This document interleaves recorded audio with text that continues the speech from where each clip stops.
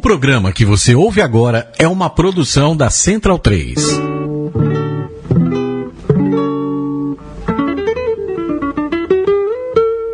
A Central 3 apresenta o Cinema Nacional em Revista. É o Central Cine Brasil.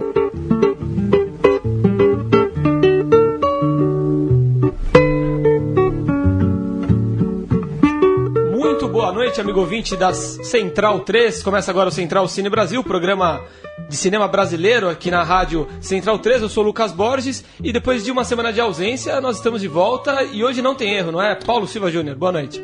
De volta hoje com um convidado aqui no estúdio pra gente bater um papo sobre um filme novo aí, chegando na praça, filme que estreia hoje, a gente vai falar bastante dele. E é isso, seguimos aí na nossa charla semanal sobre o cinema brasileiro. É isso aí, nós temos hoje um convidado físico presente aqui no estúdio da Central 3, é Pedro Morelli. Boa noite, Pedro, diretor de Zoom. Boa noite, beleza? Tudo bom? O filme estreando hoje, quantas salas mesmo pelo Brasil? 93 salas. Aqui em São Paulo, 15. 15 salas em São Paulo. Isso aí. Legal. A pergunta não tem como não fazer a sua explicação do filme. Eu vou só ler uma breve explicação de divulgação aqui. Zoom conta a história de 3 artistas. Eduardo, vivido por Gael Garcia Bernal, vaidoso diretor de cinema que precisa refilmar o final de um longa contra sua vontade e de repente começa a ter problemas sexuais. Michelle, vivida pela Mariana Ximenes, modelo brasileira que deixa namorada e carreira nos Estados Unidos para voltar ao seu país e escrever um livro. E Emma, que é a Alison Pill, que, desesperada para retirar seus implantes de silicone, recorre a meios duvidosos para ganhar um dinheiro extra. Conta aí pra gente então, Pedro, essa costura, em que momento que você... Que momento que se deu essa sacada de fazer várias histórias entrelaçadas e rolando em paralelo? Legal.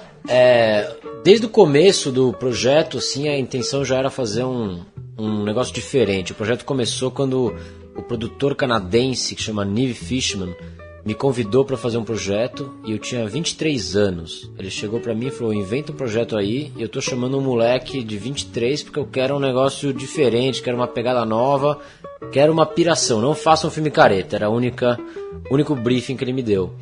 Daí a ideia foi fazer um filme de multiplot em que as histórias se ligam e uma tá dentro da outra.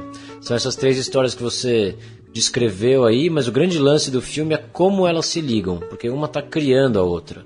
O cineasta está fazendo um filme sobre a escritora está escrevendo um livro sobre a cartunista, e a cartunista está desenhando uma história em quadrinhos sobre o cineasta.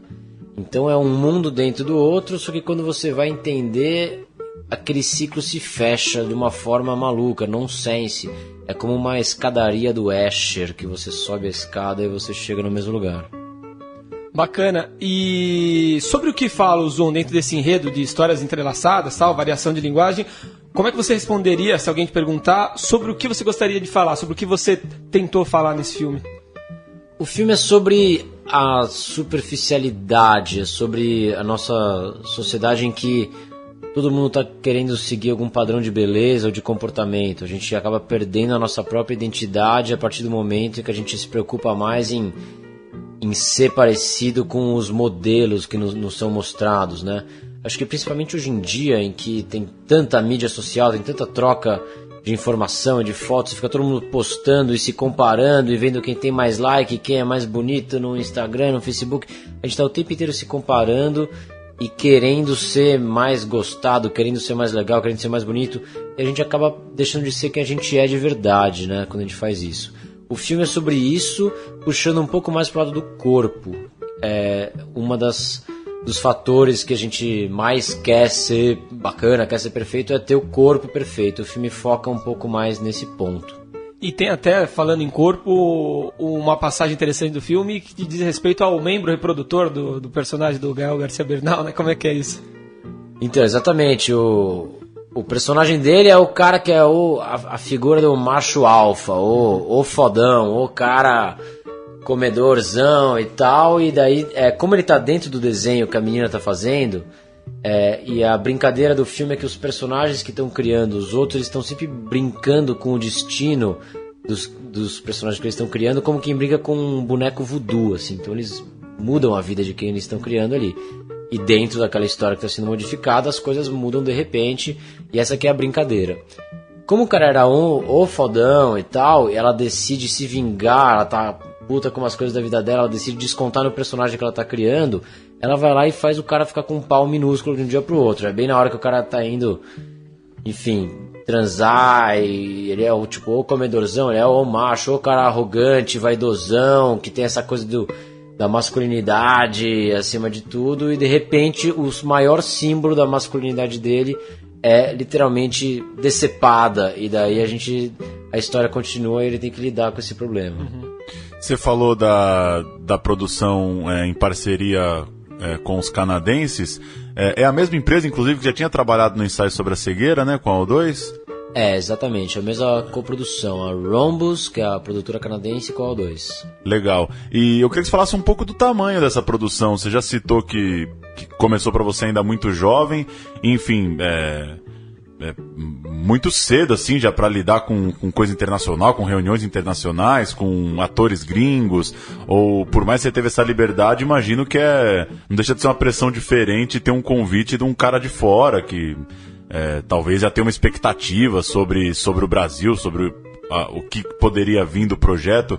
Fala um pouco desse tamanho, assim, como é que foi esse processo de trocar ideia mesmo com os caras, né? Já que foi um convite tão aberto, ao mesmo tempo você tem que lidar com uma produção de um tamanho relativamente grande, assim, na sua mão, né?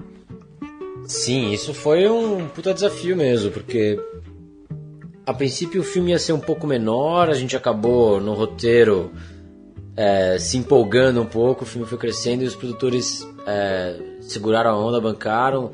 O filme tem um orçamento de 10 milhões de reais, sendo que 6 vieram do Canadá e os 4 do Brasil. E para a quantidade de coisa que a gente tem no filme, isso até nem é tanto, porque quem vê o filme vê que tem 30 minutos de animação, tem cena com helicóptero, tem um monte de pirotecnia ali, que a pegada do filme é muito pop, né? Mas sim, foi um puta desafio fazer esse filme, que é um filme complexo, e ainda mais fazer em inglês, né? Como você falou, veio um produtor e depositou uma puta confiança, e eu fui criando, junto com o roteirista ali, esse universo maluco, essa mistura de universo super maluca, e a gente foi até o fim sem medo de fazer um negócio diferente assim, e tendo que equilibrar a pressão de ter um puto orçamento, ter uma puta grana na mão, com a pressão de não fazer uma coisa careta ao mesmo tempo, né? Porque geralmente é o contrário, quando você tem muita grana você tem que agradar o lado comercial de quem tá bancando aquilo. Aqui era o contrário, eles estavam colocando grana e falando, seja original. Então foi uma situação foi um privilégio ter essa situação na mão ali, e acho que a explosividade que a gente sempre buscou ali no filme, acho que foi pra tela. E já que você falou da animação, só pra uma curiosidade, como que foi acompanhar, já que é um trabalho, enfim, não é uma animaçãozinha que entra no filme, a animação tem um protagonismo gigantesco. Quando que se definiu essa métrica? Quando que você viu que a animação ia ser uma coisa desse tamanho tão grandiosa?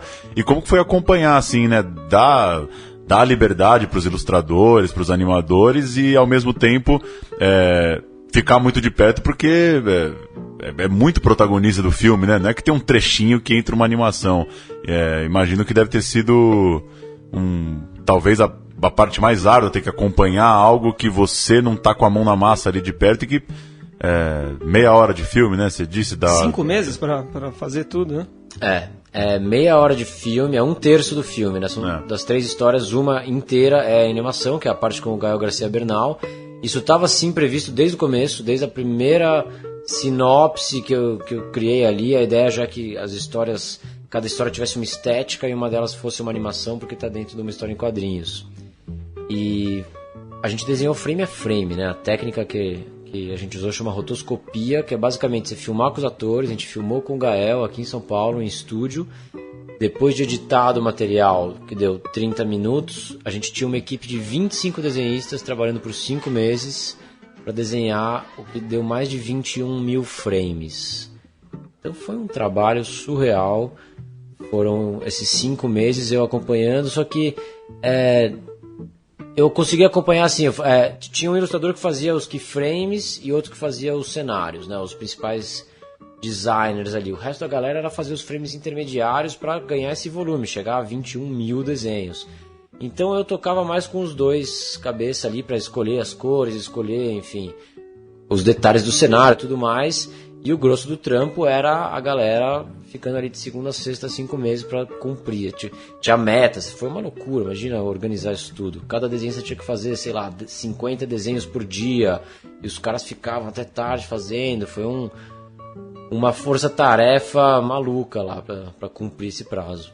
E o contato com o Gael, possivelmente um dos maiores atores dessa geração, né? Você já conhecia? Como se deu esse convite e como foi trabalhar com ele? Eu conhecia um pouco ele porque eu trabalhei no Ensaio sobre a Cegueira também. Que ele tá no filme, né? Lá que eu conheci o produtor canadense que me chamou, por isso que ele me chamou. Eu fui estagiário, tinha 21 anos, trabalhei no Ensaio sobre a Cegueira como estagiário, eu cuidava dos figurantes, só dos figurantes, assim. Todos os figurantes tinham que estar cegos, né? Tá atuando como se fossem cegos. E tinha uma equipe que cuidava só disso. E eu era o estagiário dessa equipe. Conheci o Gael de, conversar no corredor 2, 3 vezes, assim. E daí, enfim, anos depois, quando a gente foi convidar, ele falou que ele lembrava de mim e tal. A gente se falou no telefone. E ele gostou do roteiro, gostou da proposta, gostou da maluquice do filme e adorou que ele ia ser animado, né? A ideia desde o começo foi que o Gael não aparecesse nenhum frame dele filmado, fotografado. Ele tá sempre... A gente desenhou em cima da imagem dele do começo ao fim no filme. E isso é uma das coisas que chama muita atenção das pessoas. Como assim? Você pegou o maior nome que você tinha no elenco e desenhou em cima. E acho que isso tem tudo a ver com a pegada do filme mesmo. Essa pegada de tentar fazer um troço diferente, de quebrar um pouco algumas convenções, assim. A gente pegou o nosso maior nome e eu acho que dá pra reconhecer ele, mas não é uma forma tão óbvia. Ele é um desenho, tá desenhado em cima. Quem tá lá esperando ver o Gael fotografado não vai ver, mas vai ver ele de uma forma que nunca foi visto antes. Sim. Você já citou que o projeto durou aí coisa de 5, 6 anos, né? Eu queria que você falasse um pouco, é inevitável, tudo que eu tava lendo, as pessoas acabam reforçando a sua idade, não é normal para alguém de 22, 23 anos, já surgiu um projeto com verba, com essa confiança. Eu queria que você falasse um pouco disso, assim, dessa responsabilidade. O que você acha se você acha que talvez valorizam demais isso, ou é por aí mesmo, isso chama atenção, e até na relação, seja com o Meirelles, ou mesmo com o Paulo, como que foi lidar com isso, assim, pra você, de do nada ser o estagiário, pra depois de 2, 3 anos, ter um projetão na mão, assim, na produtora gigantesca, que a molecada quer trabalhar, enfim, quer ter uma oportunidade dessa também, e pum, cai na sua mão, né? Cara, eu acho que eu tive muita sorte, sem dúvida, mas trabalhei muito também, né, em cima disso. Acho que o filme nasceu e eu trabalhei 5 anos e meio sem parar pra fazer isso acontecer, assim. Na real, eu tenho 29 anos agora, né, e sim, acho que já é meu segundo longa. O primeiro que eu fiz foi uma co-direção com meu pai. Paulo Morelli, né? Paulo Morelli é meu pai e... Eu já tinha feito aquele longa, então, e depois eu fiz uma série que eu criei e dirigi, que chama Contos do Edgar. Foi pra Fox e agora tá disponível no Netflix, que é sobre os contos do Edgar Allan Poe, passado em São Paulo hoje em dia. Que foi uma série que foi super bem também. Então eu já tinha essa bagagem. Eu fiz faculdade de cinema, fiz um monte de curta-metragem na facu, depois da facu também fiz mais uns 2. Então eu nunca parei de trabalhar minha curta vida de 29 anos, assim, desde a faculdade nunca parei de ter projeto, enfim, trampar obsessivamente no próximo projeto. Hoje em dia mesmo eu tenho já vários próximos que eu fico cultivando e, enfim, e sempre plantando. Então eu acho que sim, foi um grande privilégio receber esse convite aos 23 anos, uma coisa que não é muito raro de acontecer. Mas eu acho que eu passei por algumas etapas ali que eu já me sentia seguro para dirigir um longa sozinho. Eu tinha dirigido um com direção, tinha feito uma série sozinho. O passo natural seria fazer um sozinho. Não esperava que fosse ser tão complicado. 3 histórias, animação, maluquice, tudo em inglês. Mas, enfim, foi um puta desafio, mas foi muito bacana de fazer. Zoom já passou por festivais, né? Foi exibido aqui em São Paulo na Mostra do ano passado. chega hoje no circuito comercial. Qual que é a expectativa para a distribuição do filme? E sendo uma produção internacional, com nomes de peso no elenco, vocês acham que deve ter uma grande repercussão lá fora também? A gente está bem animado pro lançamento lá fora, o filme já está vendido em vários países, a estreia nos Estados Unidos e no Canadá deve ser em julho ou agosto, e depois o filme vai para a Europa, vai para a Ásia. O filme, como é em inglês, né, e é muito universal, os temas são universais, ele tem uma pegada pop também, isso pode ajudar ele a ser vendido no mundo inteiro, e estamos muito felizes com o desempenho até agora. No Brasil também, estreia hoje, 93 salas, tô louco para sentir qual vai ser a recepção.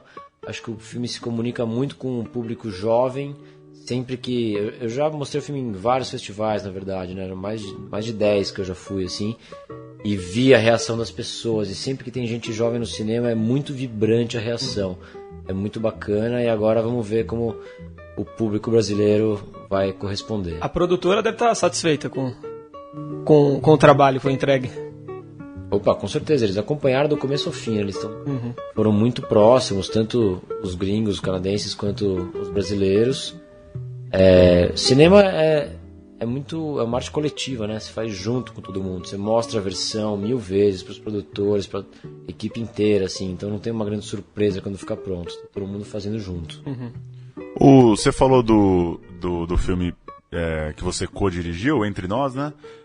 Como que foi essa co-direção, assim, primeiro, óbvio, por ser da mesma família, por ser seu pai, já tem uma particularidade aí, e pela coisa da pouca idade, mesmo assim, já assinar junto, né? Enfim, não sei, queria saber como é que foi, porque, em que momento que, beleza, vamos dirigir junto, então, você não vai ser um assistente, ou você não vai, sei lá, colaborar com o roteiro, como é que foi assinar junto? Cara, foi um convite do meu pai, na real, né? A gente inventou a história junto. A gente, há anos, sei lá, mais de 10 anos, a gente sempre teve vontade, vamos fazer um filme junto um dia, né? Meu pai é diretor há muitos anos, e eu, sempre influenciado por ele, tive vontade de fazer cinema também. Fiz faculdade e tal, quando eu me formei, falei, algum dia a gente poderia fazer um negócio junto, a gente sempre teve essa vontade, fomos inventando uma história junto. Na hora que foi se aproximando de fazer o filme, eu tava ali querendo sacar qual que ia ser essa divisão, como é que ia ser, e meu pai falou, vamos co-dirigir, vai ser bacana pra caramba. E foi uma delícia, porque a gente tem uma relação muito legal, a gente se respeita, se ouve muito. Meu pai é um cara que ouve muito, um cara muito generoso. E foi muito legal, a gente fez realmente a 4 mãos, assim. A gente tinha algumas divisões ali entre nossas funções para não virar um caos. Ele ficava mais com os atores e eu ficava mais com a câmera, assim, a gente se dividiu um pouco dessa forma, mas óbvio que sempre um palpitando na coisa do outro o tempo inteiro. E foi muito bacana, a grande diferença para mim é a responsa, né? Que quando lá, se desse um pepino, o meu pai era o diretor, então ele tomava a decisão final, segurava a onda e tal. No Zoom eu estava sozinho, então a pressão, a responsa era toda minha. Um diretor no set faz 300 decisões por minuto, né? Tem sempre alguém que vem e te pergunta alguma coisa, você quer isso ou isso, A ou B, o tempo inteiro.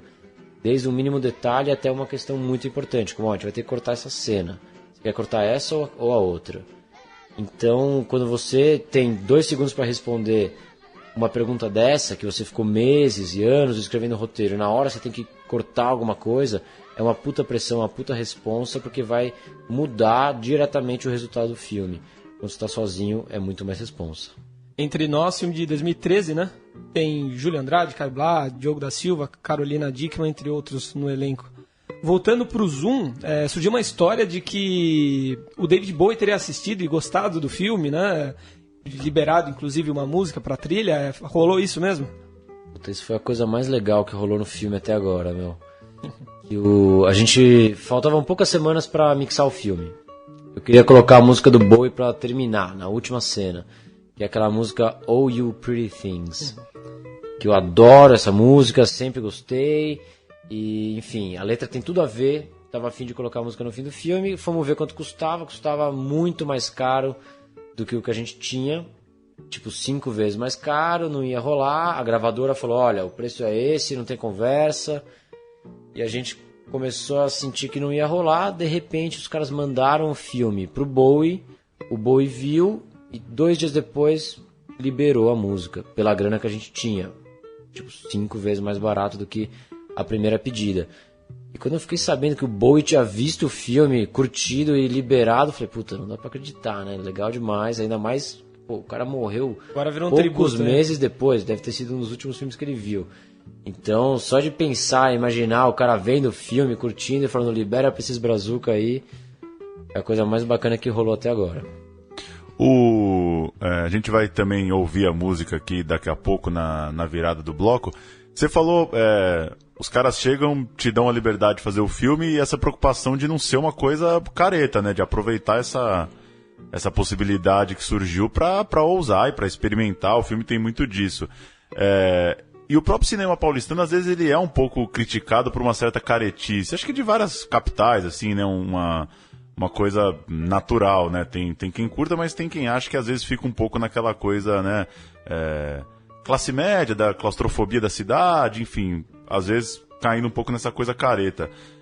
Em cima disso, eu queria saber o que você tem curtido, assim, o que você acha das produções aí da sua geração, de uma galera mais nova, já que a gente costuma ver, aqui mesmo no programa, quem a gente tem falado, ou é uma galera que está no Festival Tiradentes, numa pegada mais independente, ou muita coisa também, uma galera mais jovem às vezes está mais no documentário ainda, enfim, o que você viu recentemente, o que você tem visto de legal, o que você curte aí de cinema brasileiro? Cara, eu tento ver sempre que dá, adorei o filme da Ana Mulaert, acho que foi um filme que marcou, um filme que quando eu vi eu falei, nossa, como nunca tinham feito esse filme antes, né? O tema tão relevante, tão presente na cultura brasileira, que é chocante, e é inacreditável, quando você vê na tela que você percebe como é bizarra a nossa sociedade, com toda essa questão de empregada doméstica, como a gente no dia a dia absorve isso de uma forma totalmente natural, e quando você coloca na tela você contesta e você vê que aquilo é bizarro, um resquício da escravidão no Brasil e graças a Deus tá diminuindo cada vez mais. Eu acho que é um filme muito precioso, assim, pelo tema, pela bandeira que ele levanta. O que mais? O que mais que teve de brazuca recente aí? Ajuda-me a lembrar aí o que teve esse ano de brasileiro. Boi Neon, assistiu o Boi Neon? Puta, não vi o Boi Neon ainda, meu. Tem muita coisa de Pernambuco. Aqui de São Paulo, o que mais que tem? Tem alguns filmes um pouco nessa pegada mesmo do dela, né? O De Menor, por exemplo. Tem um filme que inclusive está passando na HBO, que é o Cores, do Francisco Garcia, que eu achei muito bom também. É um filme todo em PB, também bem paulistano. Estreou, acho que estreou da semana o Para Minha Amada Morta, né? Filme também. Paranaense, né? O outro que a gente falou semana passada que estreou é o Mundo Cão, né? Sim. Lázaro Ramos e tal. O Mundo Cão eu vi. Achei bacana. Adoro o Marcos Jorge, o Estômago, acho um puta filme. E acho que ele tem um tom dele ali, né? Tem uma coisa muito bacana, que ele tem um senso de humor ali, meio negro, meio dark dele ali, que é muito interessante. É legal ver o diretor brasileiro criando sua assinatura ali, né? Isso acho que é muito bacana de ver. E de referência mais antiga, assim, quem são os caras que você, enfim, passando da escola ali, entrando na faculdade, a hora que começa a pirar nos diretores, assim, a hora que começa a mergulhar de cabeça mesmo em pensar cinema, quem são os caras que você pirou, assim? De internacional, né? Que seja. Cara, o cara que eu mais pirei, assim, acho, na minha vida, tanto que foi o que mais influenciou o Zuma, foi o Charlie Kaufman. Que é, né, o roteirista do Adaptação, Brilho Eterno de uma Mente Sem Lembranças, Quero Ser John Malkovich. Agora, o último filme dele é muito bom, Anomalisa. Concorreu ao Oscar, né? Melhor animação. É demais. Esse cara é mais um cara que tem uma assinatura, um selo de qualidade, assim, que eu acho foda. É um dos únicos caras que... ele antes era só roteirista, agora ele é diretor também, mas mesmo quando ele era só roteirista eu ia ver o filme por causa dele. É muito raro isso, você ir ver um filme, eu nem sabia que era diretor, mas sabia que era roteirista e ia ver por causa disso, assim. E ele é um cara que realmente traz um troço diferente todos os filmes. Acho que é um dos caras que mais me influenciou. Eu sempre amei Inharritu, agora é quase um clichê falar isso, porque o cara tá bombando, mas eu sempre vidrei, desde o primeiro filme dele, desde o Amores Brutos, lá já tinha vidrado tanto no Gael quanto no Inharritu, e sempre assisti todas as paradas que o Inharritu fez, os curtas, fez uns curtas lá de 11 de setembro, que eu adorei, vi 10 vezes cada um dos filmes dele. E por incrível que pareça, acho que o Regresso foi um dos que eu menos gostei. Apesar de ser também não gostei muito, bem não. polêmico, isso que as pessoas amam, né? Eu acho esteticamente lindo, único, maravilhoso. Só que como dramaturgia, não sei, é linear demais, convencional, meio, parece que faltam mais camadas ali, é muito simples, né? O cara quer se vingar e fica nessa até o final. Enquanto nos outros filmes dele tinha muito mais complexidade dramatúrgica mesmo, assim. Então, me decepcionou um pouco. Apesar de ser esteticamente uma obra de arte, né? O Birdman, eu sinto que ele tinha ido além, né? Eu sinto que ele deu um passinho pra trás, infelizmente. Mas enfim, mesmo assim, o cara é muito foda, né?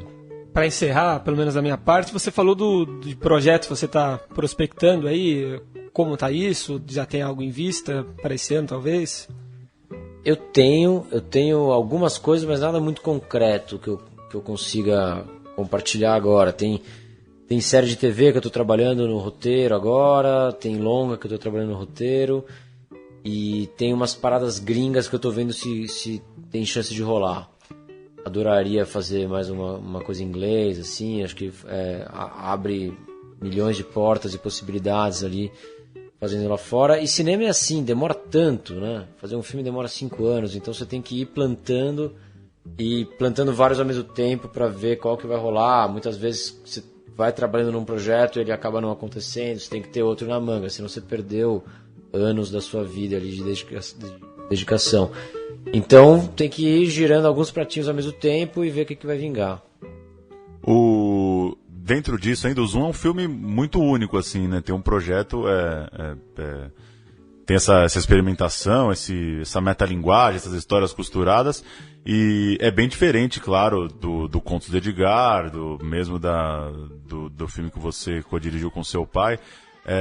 Como que você... Claro que é difícil prever o futuro, né? Mas como que você imagina o Zoom nessa criação da identidade que você falou?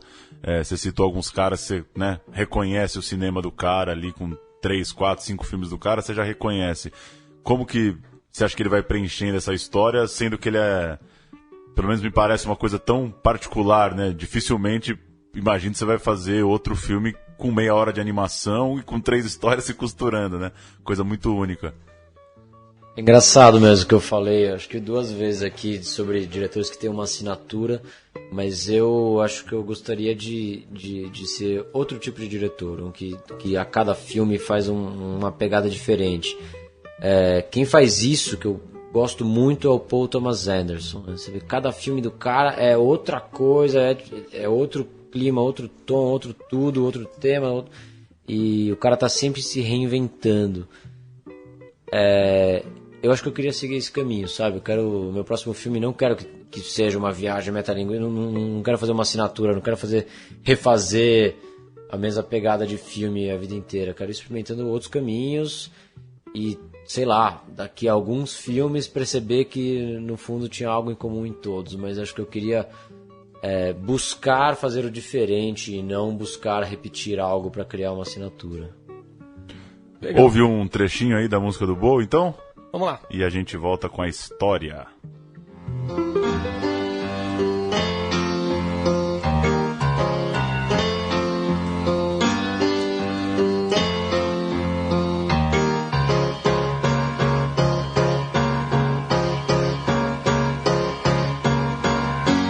Wake up, you sleepyhead. Put on some clothes, get out of bed. Put another log on the fire for me. I made some breakfast and coffee. Look out my window, what do I see? Crack in the sky and a hand reaching down to me. All the nightmares came today, and it looks as though they're here to stay.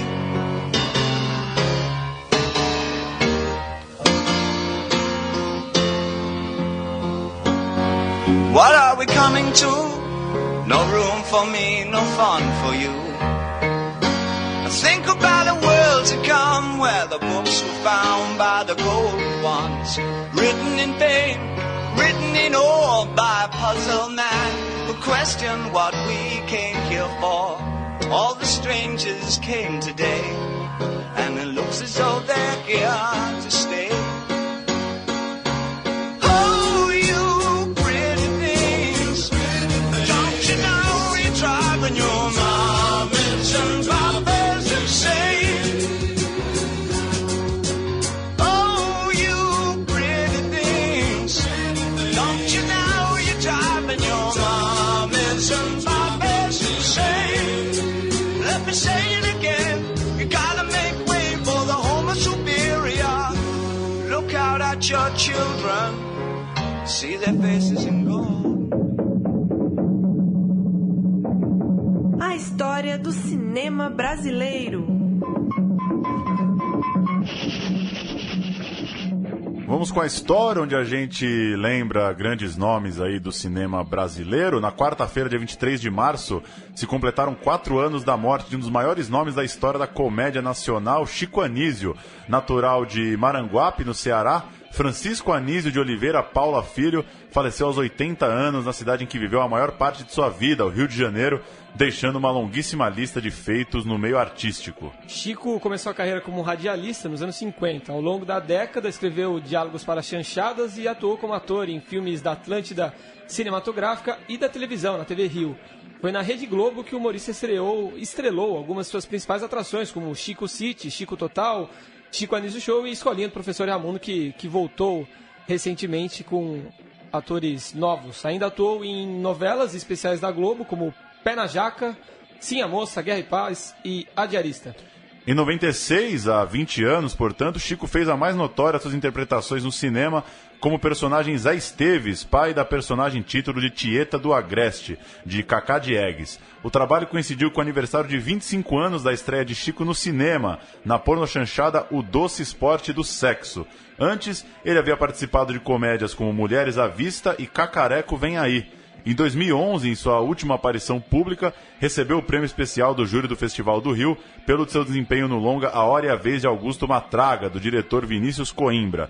Também é do comediante, a voz do protagonista da animação Up e Altas Aventuras, animação do estúdio Pixar. E antes disso, o humorista fez uma participação especial no recordista de bilheteria Se Eu Fosse Você 2, filme de 2008 de Daniel Filho. Artista plástico com pinturas expostas em galerias Brasil afora, escritor com 21 livros de sua autoria, locutor e comentarista esportivo, músico e compositor, entre outros do grupo Baiano e os Novos Caetanos, Chico hoje tem sua obra mantida viva pelos seus herdeiros, por exemplo, entre eles o ator Bruno Mazeu. Vamos ouvir agora um pequeno trecho de Tieta do Agreste, com o Chico Anísio contracenando com as suas filhas na trama, vividas pelas atrizes Sônia Braga e Marília Pera. Puxa vida, Perpétua, eu nunca podia imaginar que você tivesse uma casa assim tão grande. Aquelas cartas todas que você me escrevia chorando miséria. Imagina, gente, essa casinha é a única coisa que eu tenho na vida. Para o resto. É a herança do meu falecido esposo. É. O capitão. É capitão, não é major. Pena que eu não conheci o major. Um grande idiota. Idiota? Não, herói. Um grandíssimo herói. Reta final, vamos com algumas notícias.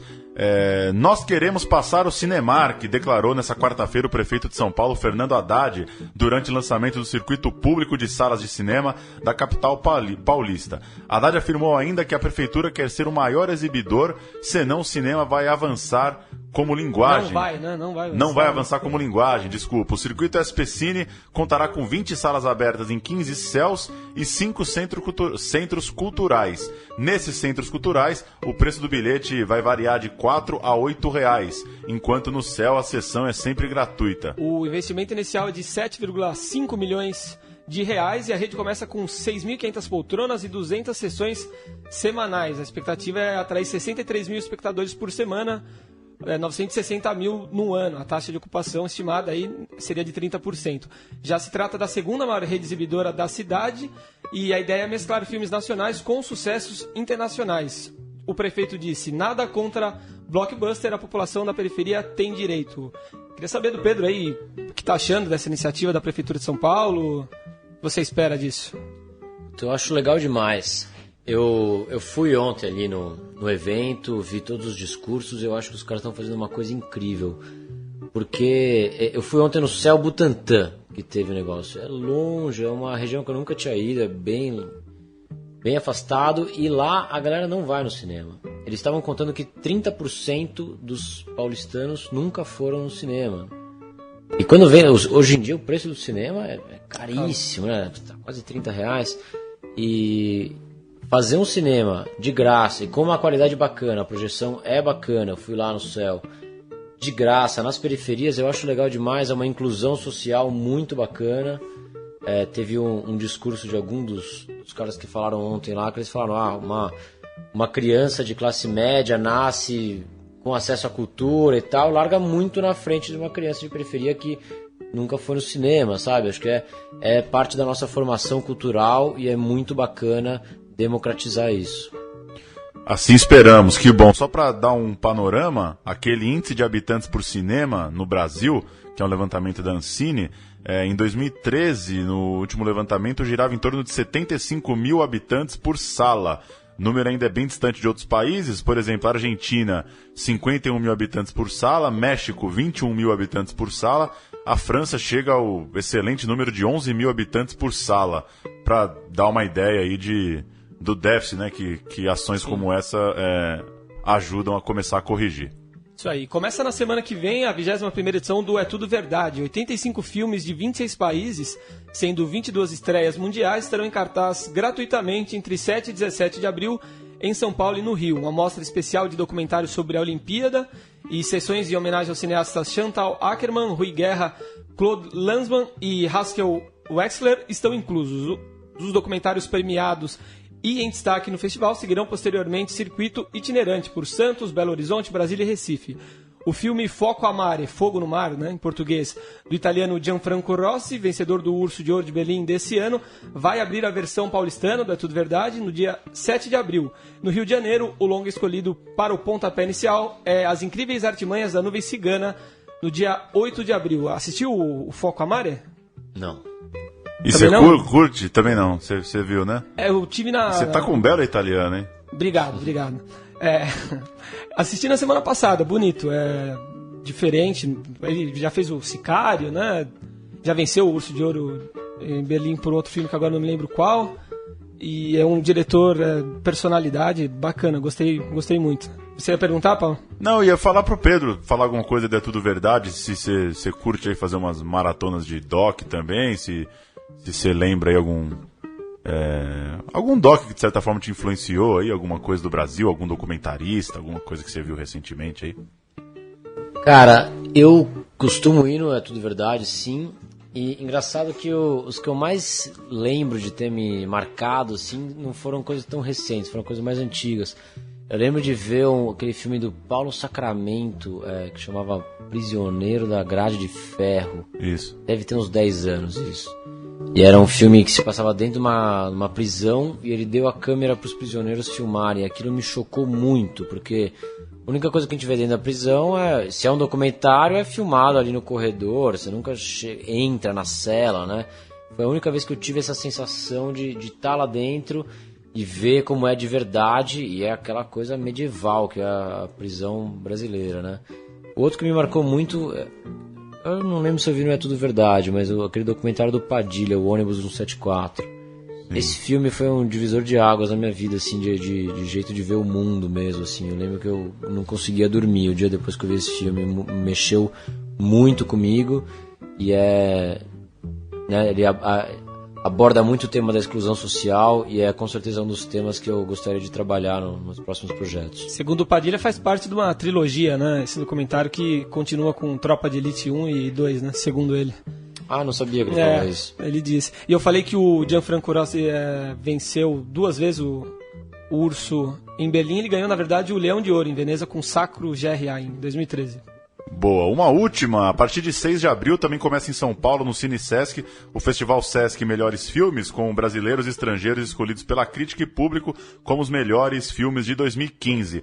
Na abertura do evento serão entregues os prêmios de melhor filme, direção, fotografia, roteiro, atriz, ator e documentário para os filmes brasileiros e de melhor filme, direção, ator e atriz para os filmes estrangeiros. Além disso, haverá exibição de Yorá Matan, longa de estreia do diretor Rafael Sara, eleito melhor filme pelo júri e pelo público no Festival Inedit Brasil de 2015. Poderão ser assistidos até 27 de abril 47 filmes, são 29 estrangeiros e 18 brasileiros, entre eles Que Horas Ela Volta, de Ana Mulaer, Mad Max, A Estrada da Fúria, de George Miller e O Sal da Terra, de Juliano Ribeiro Salgado. De 3 a 31 de maio, o festival vai rodar mais de 14 unidades do Sesc pelo interior de São Paulo. Sempre uma boa chance dessa retrospectiva no Cine Sesc. Sempre vale a pena. É isso aí. É isso, né? Obrigado, Pedro, pela participação, pela presença. Parabéns e muito sucesso aí com o Zoom. Obrigadão, foi um prazer participar aí. E queria aproveitar para convidar todo mundo para assistir o filme. Está em cartaz já, estreou hoje. Várias salas pelo Brasil. Zoom, assistam lá, depois vocês contam o que acharam. Valeu, Pedro, um abraço. Obrigado, valeu. É isso, Lucas. Até semana que vem. Falou, até.